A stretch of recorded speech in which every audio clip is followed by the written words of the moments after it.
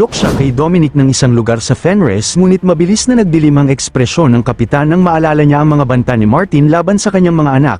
Nagpakawala siya ng pagod na buntong hininga, at isang mapait na ngiti ang sumili sa kanyang mga labi habang sinasabi kay Ghislaine na ang alok nito ay parang isang napakagandang panaginip, ngunit isang panaginip na napipilitan siyang tanggihan.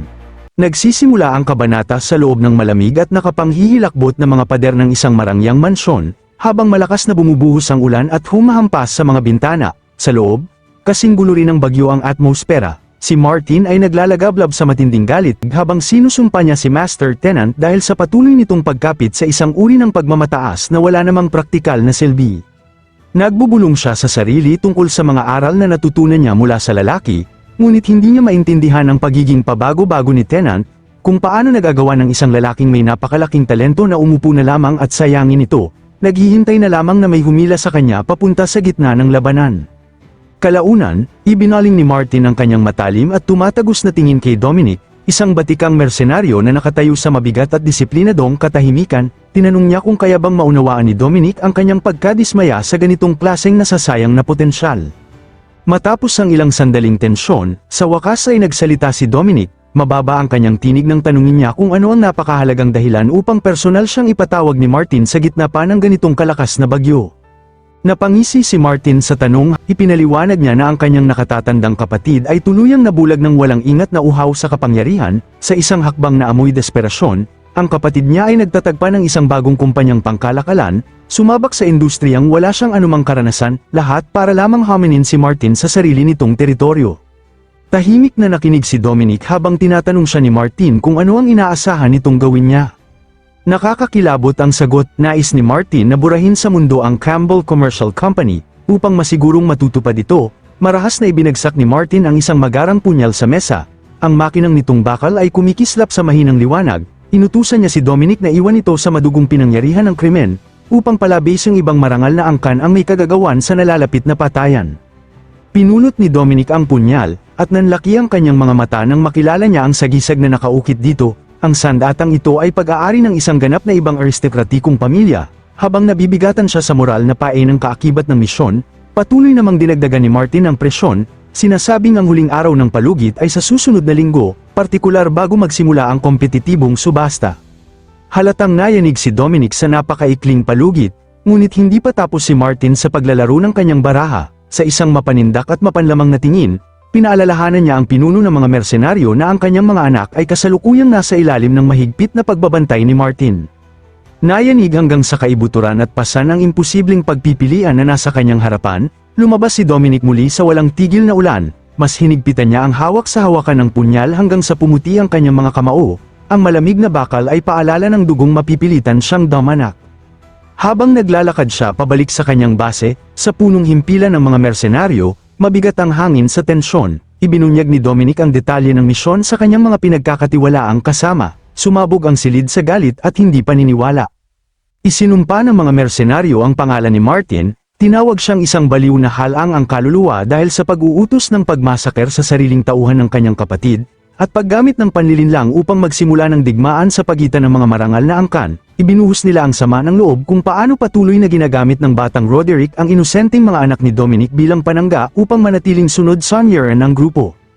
Isang mersenaryo ang malakas na hinampes ang kamao sa kahoy na mesa, sumisigaw na hindi na niya kayang tiisin ang kawalang galang at nais na sakalin si Martin sa mismong sandaling yun. Samantala, may isa pang naghayag ng mapait na katotohanan, na sila ay tinatrato na lamang na parang mga gamit na maaaring itapon anumang oras, mga simpleng bala sa kanyan sa maliit at makasariling digmaan ng isang mayamang pamilya para sa mana at kapangyarihan. Nanatiling tahimik si Dominic sa gitna ng kanilang pagputok ng galit, nakatitig lamang sa madilim na laman ng kanyang inumin. Sa wakas, iniutos niyang tumahimik ang silid, pinaalalahanan ng lahat na dahil wala namang nakakaalam kung saan itinatago ang kanyang mga anak, ang kanilang walang laman na galit ay walang naibibigay na solusyon. Napangisi ng may pangungutya ang isang babaeng mersenaryong kulay ginto ang buhok sa mabigat na atmosfera. Sinabi niyang walang saysay ang kanilang reputasyon bilang pinakadakilang grupo ng mersenaryo sa kaharian kung napipilitan lamang silang kumilos na parang sunod-sunurang aso ni Martin Roderick. Itinuro niya ang napakahirap na sitwasyon. Ang panganay na anak ng pamilya Roderick ang siyang nagpopondo sa Campbell Company, ibig sabihin ay napakataas ng seguridad nito. ang pagpapadala sa Drake mercenaries doon ay halos katumbas ng pagpapakamatay. Malalim siyang napabuntong hininga, sinasabing sa ganitong takbo ng mga pangyayari, tila nakatakda silang mamatay sa anino ni Martin, nang hindi man lamang natitikman ang tunay na kalayaan.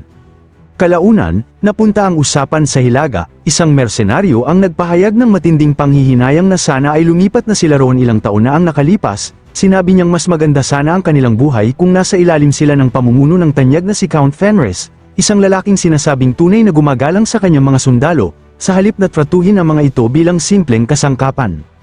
Pinag-usapan nila ang lumalakas na kapangyarihan ng Hilaga, at nabanggit na maging ang Cerberus Group at ang maalamat na White Mane. Si Jillian, ang dating pinuno ng Ratatosk, ay sumapi na sa hanay ni Fenris. Nang marinig ang pangalang Fenris, lumitaw ang isang bihira at panandali ang ngiti sa mukha ni Dominic. Inamin niyang nais niyang makilala ang lalaking yun kahit isang beses man lamang bago matapos ang kanyang buhay, ngunit sa madilim na hinala niya, ang tanging pagkakataon na magkikita sila ay bilang magkalaban sa magkaibang panig ng digmaan.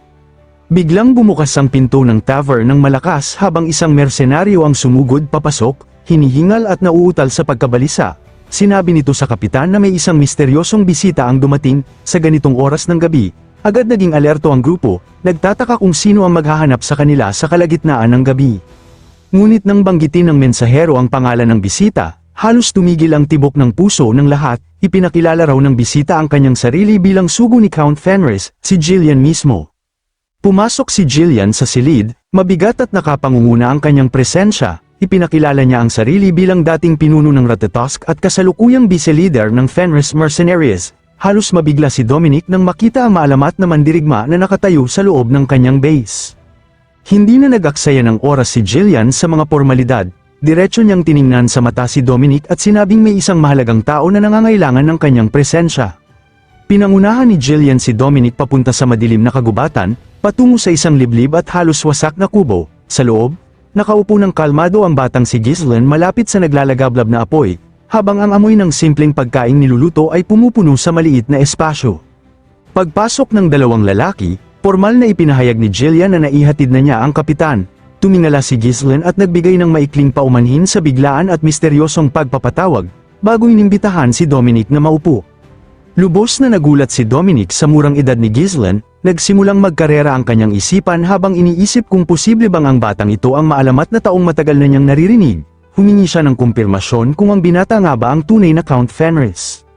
Bagamat bata ang itsura ng lalaki, ang presensya ng mabagsik na si Jillian na magalang na nakatayo sa likod nito ay sapat na patunay ng kanyang katayuan. Umupo si Dominic at nagtanong kung ano ang maaaring kailanganin ng isang dakilang pinuno ng Hilaga mula sa isang grupo mula sa kanluran. Diretsyong sumagot si Ghislaine, ipinahayag ang kanyang layunin, nais niyang mapasailalim sa kanyang direktang pamumuno ang Drake Mercenaries. Nabigla si Dominic at nagtanong kung bakit interesado si Fenris sa kanyang mga tauhan, gayong nakapagsanib na ito ng ilang piling elite na grupo. Ipinaliwanag ni Ghislaine na ang tunay niyang pakay ay ang malawak na network na nabuo ng Drake Mercenaries. Ang kanyang pinakahuling layunin ay pag-isahin ang lahat ng grupo ng mersenaryo sa buong kaharian sa ilalim ng iisang watawat. Nag-alok siya kay Dominic ng isang lugar sa Fenris, ngunit mabilis na nagdilim ang ekspresyon ng kapitan nang maalala niya ang mga banta ni Martin laban sa kanyang mga anak. Nagpakawala siya ng pagod na buntong hininga, at isang mapait na ngiti ang sumili sa kanyang mga labi habang sinasabi kay Ghislaine na ang alok nito ay parang isang napakagandang panaginip, ngunit isang panaginip na napipilitan siyang tanggihan. Habang tumatayo si Dominic upang umalis, sinabi niyang ang kanluran ay pinamamahalaan ng sarili nitong masalimuot at mapanganib na kalagayan. Ngunit agad pinuto ni Ghislaine ang kanyang mga dahilan. Diretso niyang tinanong kung ang tinutukoy niyang kalagayan ay may kinalaman sa pagkakabihag ng kanyang pamilya. Napahinto si Dominic sa kanyang kinatatayuan, nanlaki ang kanyang mga mata sa matinding pagkabigla. Dahan-daang ibinaba ni Ghislaine ang kanyang hood, ang kanyang tingin ay nagliliyab sa matinding determinasyon.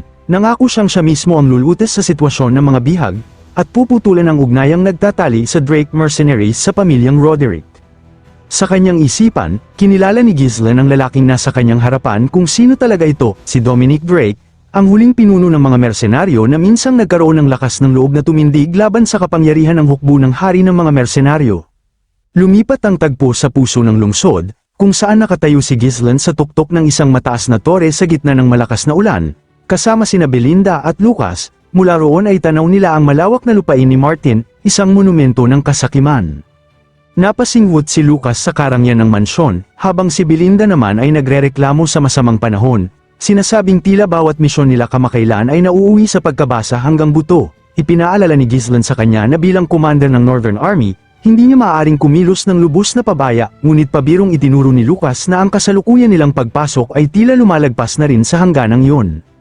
Humingi si Ghislaine kay Belinda ng isang partikular na pakete, at habang naghahanda siyang tumalon mula sa tore, ibinigay niya ang kanyang huling utos, dapat silang mag-focus ng buo sa pagtiyak ng kaligtasan ng pamilya ni Dominic.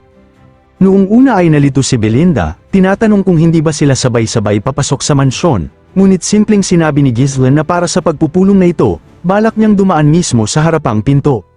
Sa loob ng mansyon, nakaupo si Martin sa harap ng mesa, pinapaikot-ikot sa kanyang mga daliri ang isang maliit na ulo ng lobo na yari sa kahoy, ang simbolong ginamit ni Ghislaine bilang calling card. Inamin ni Martin na nagduda siya noong una, dahil ang bisita ay dumating ng mag-isa, ngunit kinilala niya ang pagkakayari nito bilang simbolo ni Count Fenris. Sa mapangutsang tono, tinanong niya kung talagang naglakbay pa ng ganito kalayo ang Count para lamang makipagnegosasyon tungkol sa isang grupo ng mga mersenaryo. Itinuwid siya ni Ghislaine sa pamamagitan ng malamig na ngiti, sinasabing hindi siya naroon para sa isang simpleng grupo, kundi upang kunin ang isang kapaki-pakinabang na espada. Nang buong yabang na sabihin ni Martin na ang espada ay pag-aari na niya, hindi man lang natinag si Ghislaine, inulit niyang naroon siya upang bilhin ito mula sa kanyang kamay.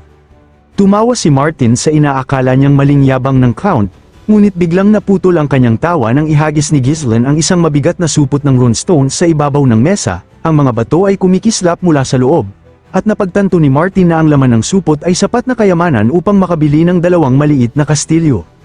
Nang may halong kaba, diretsyong tinanong ni Martin kung inaasahan ba ni Ghislaine na ibenta niya ang kanyang impluwensya sa Drake Mercenaries kapalit ng ganoong halaga. Nanatiling kalmado si Ghislaine, nag-alok pa ng higit, at sinabing marami pa siyang ganitong mga bato na halos nabubulok lamang sa kanyang imbakan. Sinubukan ni Martin na mabawi ang kanyang kumpiyansa at tinanong kung nauunawaan ba ng Count ang laki ng panganib sa kasalukuyang digmaan para sa pagmamana ng kapangyarihan. Hayagang kinutya siya ni Ghislaine, tinawag si Martin na isang mababaw mag-isip na tao, itinuro niya na ang labis nitong pagkahumaling sa isang grupo ng mersenaryo ay ketawa-tawa, at yun mismo ang dahilan kung bakit itinuturing siya ng kanyang nakatatandang kapatid bilang madaling target na maaaring alisin. Nagalit ng husto sa lantad na kawalang galang, tuluyang nawala ng kontrol si Martin, sa bulag na galit, hinugot niya ang kanyang espada at naghanda na umatake.